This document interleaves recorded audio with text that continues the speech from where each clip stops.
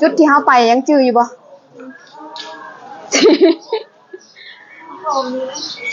แม่นอันนี้ฮู้บ่แม่นไผนี่หึบ่ฮู้อันนี้แหละเป็นผู้สร้างแม่นคุณป้าหลายจุดสุดฮอดจักจุดกราบทักทายสบายดีและสวัสดีพ่อแม่พี่น้องโมสคือสุขคนเนาะ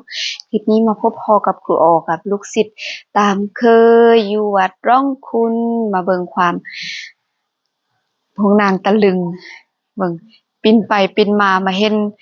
ความยิ่งใหญ่อลังการอยู่ฝั่งไทยตะลึงบ่สร้างสิไปทางใดเลยทุกคนเบิ่งไหมบ่ฮู้ว่าสิไปทางใดนี่พาลูกศิษย์มาเที่ยวประเทศไทยฝั่งไทยนะทุกคนฝากทุกคนกดติดตามกดกระดิ่งแจ้งเตือนทั้งหมดให้ครูออแดเพื่อจะบ่ได้พลาดคลิปต่อไปเนาะเบิ่งอยู่ไสจังหวัดใดอย่าลืมคอมเมนต์บอกครูออแดเนาะอากาศเป็นแนวใดอยู่แต่ละจังหวัดของประเทศไทยเนาะเป็นแนวใดคลิปนี้ครูออพาทุกคนมาเบิ่งเด็กลาวเนาะหรือว่านักเรียนลาวมาเรียนนอกห้องพาน้องๆมาเที่ยวคุณเบิ่งนางเฮ็ดรูปปั้นเนาะทุกคนเบิ่งนางสิเฮ็ดแนวใดตอนทำอิฐนางบ่ฮู้นางคิดว่าเป็นคนแล้วอยากถ่ายรูปนำบ่เคยเห็นมาตะลึงเห็นรูปปั้นนกกับนกรูปปั้นว่าซั่นอาจารย์เห็นอันลาวนกเด้ลาวกาบว่าซั่นก็กาบไปนำอยากถ่ายรูปนำกับสลับเปลี่ยนกันทุกคนขนาดฝรั่งต่างชาตินะทุกคนเนาะคนต่างประเทศต่างชาติเข้ามายังอยากถ่ายรูปโอ้โหทุกคนที่มาเที่ยวอยู่ในวัดร่องคุณนี่บ่มีผู้ใดที่ว่าจะบ่จับกล้องบ่จับโทรศัพท์ขึ้นมาถ่ายรูปเบิ่งนางเจินฮวงเพิ่นก็บ่ฮู้ทางสิไปแล้วมาตกใจตัวนี้ทุกคนอาจารย์นี่มันหยังคือว่าเป็นตาย้านแท้แล้วก็งงบ่สร้างสิเข้าไปมันก็เอื้อยนางเพิ่นก็ทะลุเข้าไปลองเบิ่งว่าซั่นทะลุผ่านแท้ๆแล้วเข้ามาโศกบอนซื้อบัตรหรือว่าคิวจะไปชมอยู่ในเนาะเพิ่นจะให้ซื้อบัตรคนไทยเข้าฟรีเนาะพี่น้องชาวไทยเพิ่นเข้าฟรีโชคดีที่สุดเลยเนาะแต่ว่านักท่องเที่ยวจะต้องได้เสีย100 บาทเพื่อที่จะเข้าชมอยู่ในเนาะอยู่ข้างในนี่มีหลายจุดเนาะทุกคนเบิ่งเฮาสิไปครบบ่แต่ละจุดหั่นเบิ่งมาเห็นบนได้ก็อยากถ่ายรูปทุกคนอันนี้แหละพาน้องๆมาเปิดหูเปิดตาและสิ่งถ้าว่าบ่มีงบเนาะจากผู้ใหญ่ใจบุญทางฝั่งไทยครูออกับลูกศิษย์ก็บ่มีโอกาสที่จะได้มาเที่ยวชมสถานที่สวยสดงดงามแบบนี้แล้วก็มาเรียนรู้มาเห็นเนาะวัฒนธรรมอยู่ฝั่งไทยศิษย์ของครูออมาตะลึงว่าอ้าวมันมือหยังนี่เขาปั้นมือหยังขออธิบายว่านี่คือมอนรกเนาะเขาเจ้าปั้นรูปมือแล้วก็มีกะโหลกหัวแล้วก็มีมือนางก็บ่เคยเห็นจักเทื่อว่ามันหยังขออธิบายว่าอันนี้แหละคนเฮาถ้าเฮ็ดบ่ดีถ้าเฮ็ดสิ่งบ่ดีเนาะกระทำชั่วด่าพ่อด่าแม่หรือว่าคิดตัวลักเล็กขโมยน้อยบ่ซื่อสัตย์เวลาตายไปก็จะตกลงในหม้อนรกแต่ว่าอยู่ในหม้อนรกที่อยู่เมืองยมทูตเนาะจะบ่เป็นแบบนี้ได้เพิ่นจะต้มเป็นน้ำฟดขึ้นมาเนาะจะบ่คล้ายคือกับรูปอันนี้เป็นรูปปั้นซื่อๆยังสวยงามแต่ถ้าว่าหม้อนรกแท้ๆนี่จะแดงเป็นไฟลุกไหม้เป็นหม้อเดือดเนาะน้ำเดือดนางก็ย้านพากันแล่นมา มาทางนี้มาชมเบิ่งนางตะลึงเห็นอันใดก็อยากจับเห็นอันใดก็อยากเบิ่งเห็นอันใดก็ถ่ายรูปให้แด่ว่าซั่นโอ้ได้เป็นมือกล้องที่ดีมื้อนี้นางพิมพ์ว่ามื้อนี้อาจารย์เป็นมือกล้องที่ดีให้พวกน้องเด้อว่าซั่นจนห่วงก็ถ้าว่าอยู่หลังกล้องนี่ป๊าดเที่ยงความ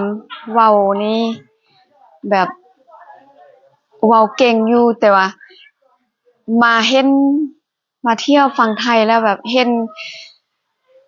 สิ่งที่ว่าแปลกหูแปลกตานะทุกคน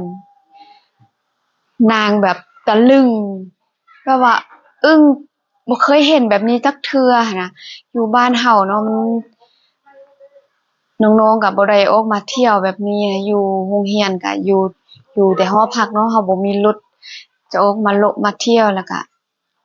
บ่เคยเห็นสถานที่แบบกว้างแบบนี้แล้วก็สวยสดงดงามนางก็มาเห็นแล้วก็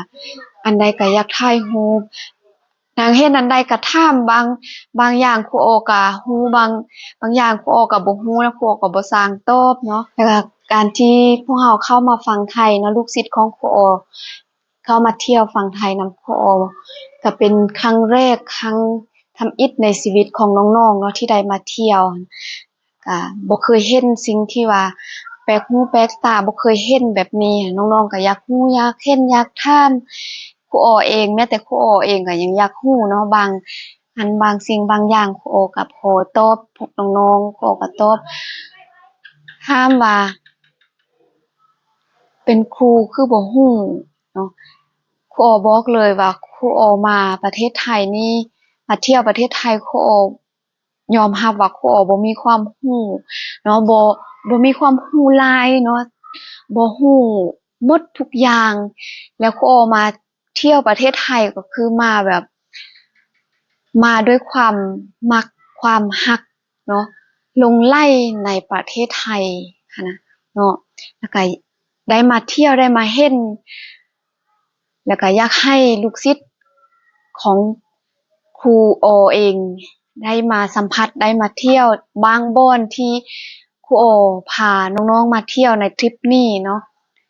ครูโอก็บ่เคยไปจักเทื่อแล้วก็เป็นครั้งแรกครั้งทำอิฐในชีวิต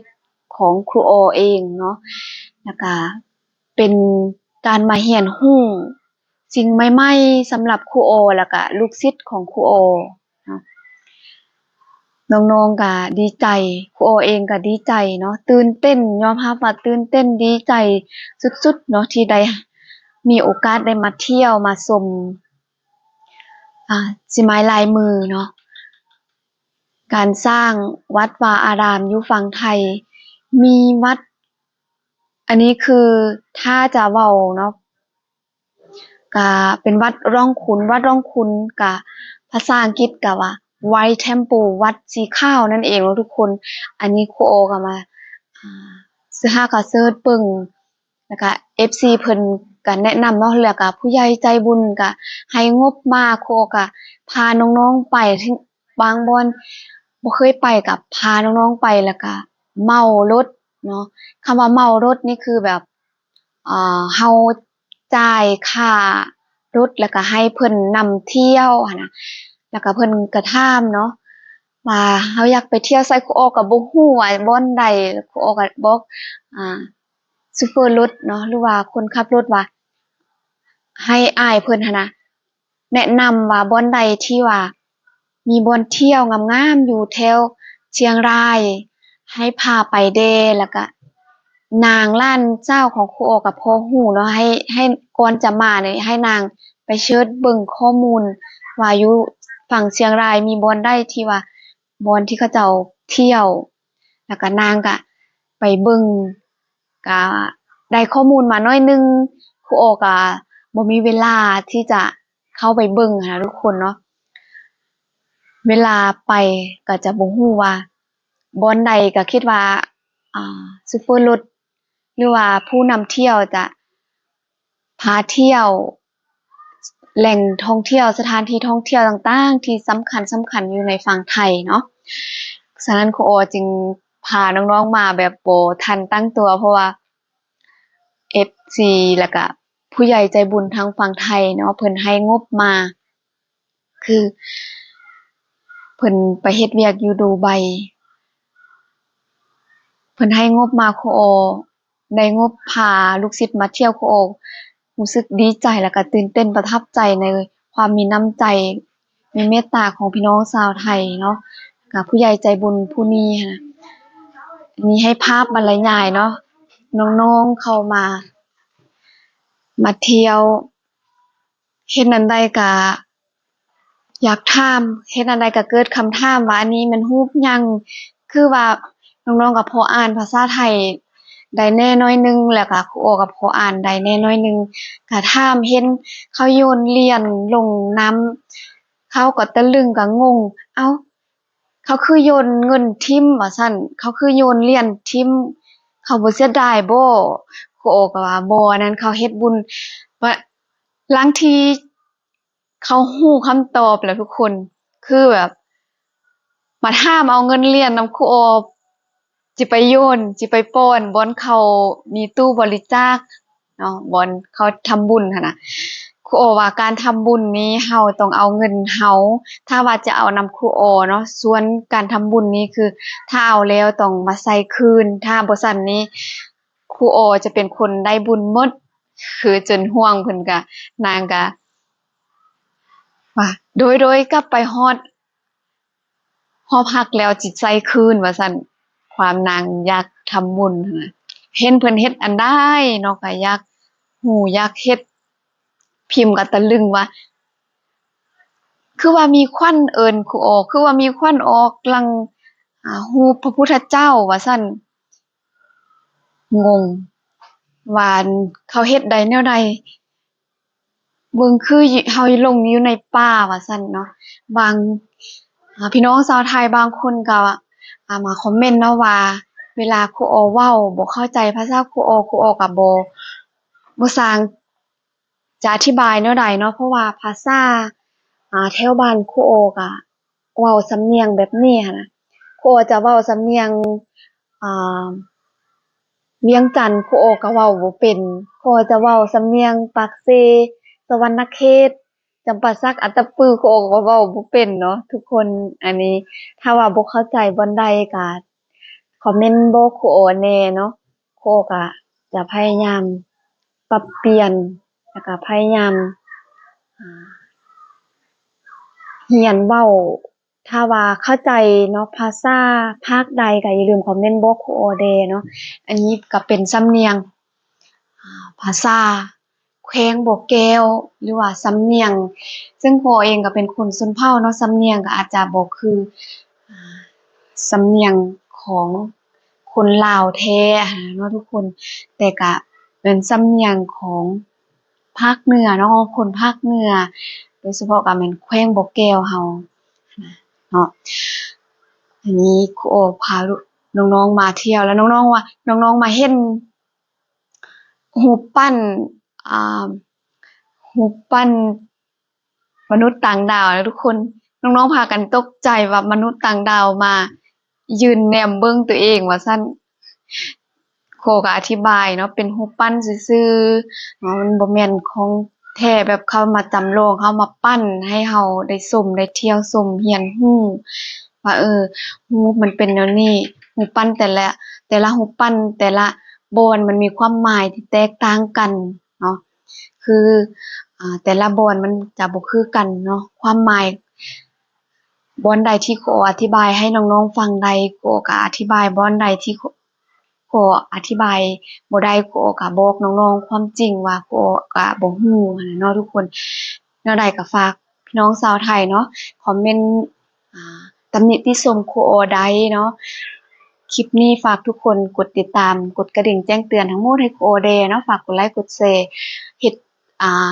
ช่อง YouTube ก็ดนแล้วแต่ว่ายอดผู้ติดตามยังน้อยเนาะทุกคนแล้วก็คลิปครูก็บ่ค่อยมีรายได้นะทุกคนเนาะฝากทุกคนชมโฆษณาช่องของครูให้จบเนาะขอบคุณขอบใจหลายๆสิ่งที่ครูอยากขอบคุณที่สุดก็คือขอบคุณขอบใจเนาะภาษาลาวก็ขอบใจหลายๆ ภาษาไทยก็ขอบคุณนะคะ ขอบคุณ ขอบคุณ ขอบพระคุณ